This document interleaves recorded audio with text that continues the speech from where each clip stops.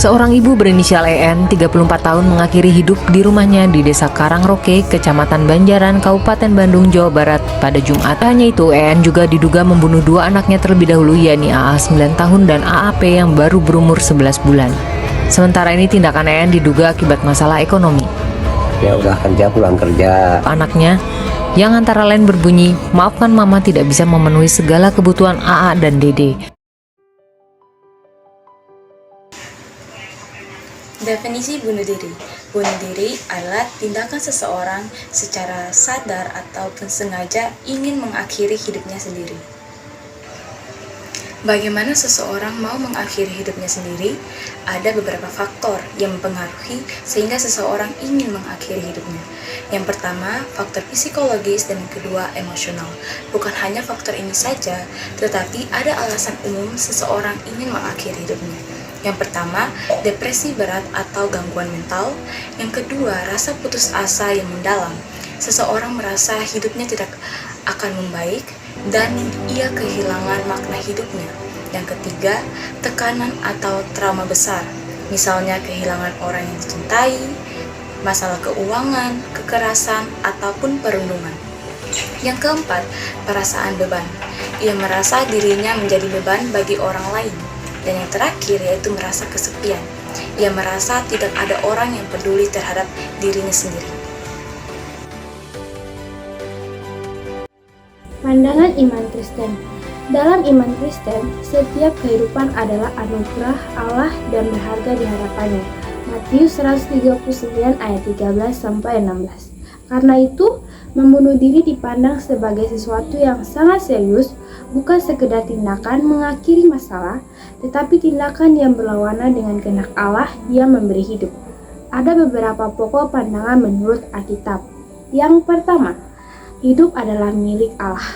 Allah yang memberi dan berhak mengambil hidup. Ayub 1 ayat 21. Karena itu, manusia dipanggil untuk menjaga dan menghargai hidup termasuk hidupnya sendiri. 2. Tubuh dan hidup kita milik Allah. Apakah kamu tidak tahu bahwa tubuhmu adalah bait Roh Kudus? Kamu bukan milikmu sendiri, sebab kamu telah diberi dan harganya telah lunas dibayar. 1 Korintus 6 ayat 19-20. Karena itu, mengakhiri hidup sendiri berarti menolak kedaulatan Allah atas hidup kita. 3. Larangan membunuh juga berlaku bagi diri sendiri. Jangan membunuh. Keluaran 20 ayat 13. Perintah itu bukan hanya melarang membunuh orang lain, tetapi juga melindungi hidup kita sendiri. Yang 4, harapan bagi yang putus asa. Alkitab juga menegaskan bahwa kasih Allah lebih besar dari penderitaan. Datanglah kepadaku semua yang letih lesu dan berbeban berat, aku akan memberikan kelegaan kepadamu. Matius 11 ayat 28. Dan sebab aku ingin mengetahui rancangan-rancangan apa yang ada padaku mengenai kamu, yaitu rancangan damai sejahtera dan bukan rancangan kecelakaan, untuk memberikan kepadamu hari depan yang penuh harapan. Yeremia 24 ayat 11.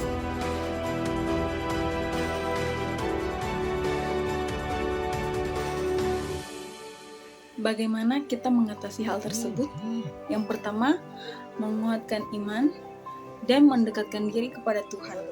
Yang kedua, membuka diri dan cari dukungan. Jangan hadapi sendiri, tetapi ceritakan kepada keluarga, sahabat, atau berdoa. Yang ketiga, bantuan profesional. Jika pikiran ingin bunuh diri sudah sangat berat, maka kita perlu pertolongan psikolog, psikiater, atau konselor profesional. Yang keempat, jaga tubuh dan pikiran. Cukup tidur, makan sehat, dan aktivitas yang membantu ketenangan. Contohnya jalan santai, olahraga, atau mendengarkan musik. Yang kelima, ingatlah diri kita di hadapan Tuhan. Ingatlah bahwa diri kita sangat berharga dan bernilai di hadapan Tuhan. Dalam Yesaya 43 ayat 4 mengatakan, "Kamu berharga di matanya. Aku ini berharga di mataku. Mulia dan aku mengasihi engkau." Menurut pandangan Alkitab, dan iman Kristen, hidup adalah anugerah Allah yang sangat berharga dan hanya Allah yang berhak mengambilnya. Berikut adalah kesimpulan. Kita harus selalu ingat bahwa hidup adalah pemberian Tuhan yang berharga. Jangan pernah menyerah atau berpikir untuk mengakhiri hidup, karena setiap masalah pasti ada jalan keluarnya.